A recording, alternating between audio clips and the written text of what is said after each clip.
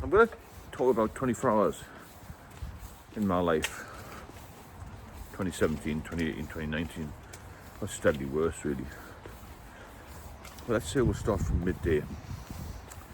For example, midday Monday, when I was in active addiction, living alone in a small flat. There had vermin, would you believe? Rats coming and going. Got them stopped a few times, but they came back in the end. Had no heating, no hot water. I didn't let anybody in the flat to fix anything. I was completely paranoid.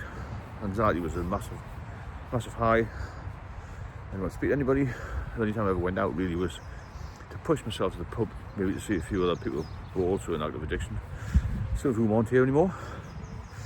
So I'd wake up, say midday, feeling terrible. I used to have a can of beer next to my bed. Because it was the only thing it would get me out of bed, really. I felt so weak, so awful and so helpless. And I used to have a sip or two of that and try and get out of bed. My bed had completely collapsed really because all the slats were broken. I've been putting on so much weight, and I thought it was just a beer, but it was this ascites fluid, which is was caused by liver failure, really. You had this build-up of fluid. And I didn't realise how well I was, really. But I just kept going, thinking next day was going to be better. So, get up, try and brush my teeth maybe, and then always coughing, sick of bile, just yellow gunge. And then I'd try a little bit more drink, probably be sick with that as well. And then I used to just sit on my own, ignoring phone calls on the mobile phone, ignoring my parents, ignoring my daughter, and just sit and feel sorry for myself, really. It felt absolutely dreadful. I couldn't make it to the doctors, I was too weak. So my daily routine would just be to sit and wait till about 5 o'clock, and I thought, I've got to get out and see somebody. I've got to get out of the flat. I didn't go every day, but I went as much as I could. And one of the reasons for that was to get some more supplies at a local sort of co-op type place in the high street. And then I used to go and sit in a pub, feeling very weak and dreadful for a couple of hours, just to say that I'd been out, really. And I still felt awful. I felt awful the first few cans I had in the flat. I couldn't leave the house without a drink. I couldn't even walk from the flat to the main door without having a drink. I felt so weak, so tired, so down, depressed, anxious, paranoid, guilt-ridden, selfish, horrendous time. And I look back at it now and think, for all the tea in China, you know, I wouldn't go back for 1 hour of that lifestyle. It was unreal. So the rats would come and go, the rat droppings in places I could, you know, sort of clean all that up, and then I would feel nervous about the rats, and would I get poisoned and all this crazy thoughts, dark thoughts all the time. And I used to have this company called Dial a Drink. This was before Deliveroo and all that. And they used to come and deliver overpriced slabs of Stella beer. Next thing, I've got my supply in for the night. I couldn't get enough for the shops because I didn't drink wines or spirits, so I was had to carry cans and bottles. You're very weak, very tired, you're very down, you don't feel like carrying loads of beer. So I used to get little bits from the shops, and Dad would give me some more. When I had supplies, I felt a little bit better. I always felt a bit agoraphobic, I suppose, when I was out of the flat. As soon as I got back to the flat and locked the door again, I felt so safe, and I got my supplies. And then I would maybe try and think, well, hope tomorrow will be a bit better. So I'd get about 11 o'clock and try make this, well, have some soup or something, a bit of toast. But then I'd probably be sick again. I went down to 9 stone in weight, and I wouldn't speak to anybody. And my life was in tatters. I used to think, how has this happened so quickly? And I just used to ponder, you know, over the years how much I had to drink. And I used to be a steady drinker when I was younger, and I drank a little bit more than everybody else. I was one of these guys who wouldn't leave the pub once I got the taste of it. And I was under this illusion that beer and lagers would be alright. It's mainly water, isn't it? Which is nonsense. It still damages your system. So unaware of how ill I was, grey, once I lost all this weight, and I'd sit up, you know, midnight, 1 o'clock, listen to the radio. I had a couple of songs on my iPad that was broken, everything was broken. Mobile phone was a bit sort of on and off. I was petrified to go to Newcastle to try and get a fix in case something happened to me. My whole life was a mess. I mean, everything about it.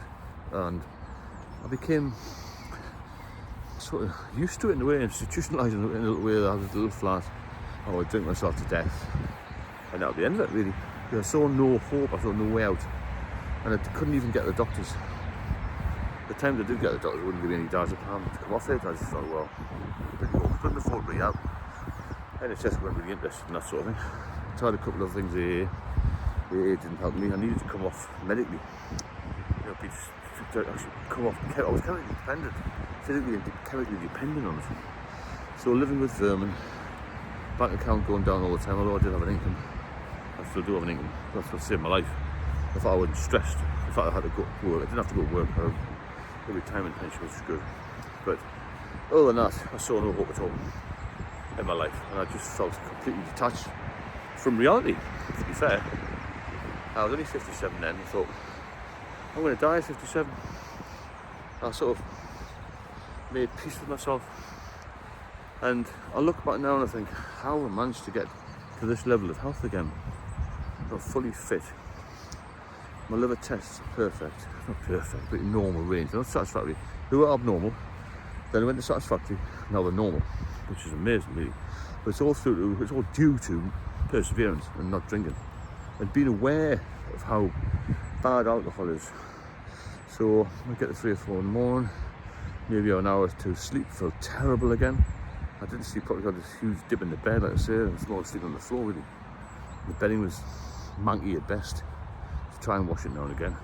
But I said, no hot water, no heating, and the window's absolutely horrendous.